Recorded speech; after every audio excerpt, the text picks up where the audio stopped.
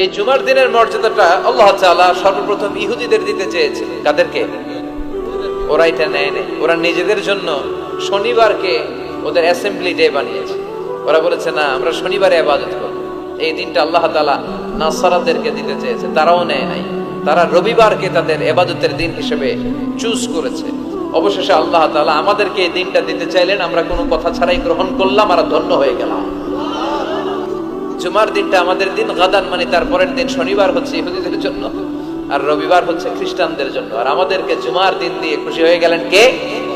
আবার বিশ্বনবী বললেন, জুমার দিনটা এমন দিন, এই দিনে আল্লাহর পক্ষ থেকে বিশেষ ফেরেশতারা মসজিদের সবগুলো দরজার মধ্যে দাঁড়িয়ে যায় এবং জুমার নামাজের আগ দিয়ে খতিব সাহেব আসার আগ পর্যন্ত লিখতে বসে যায়।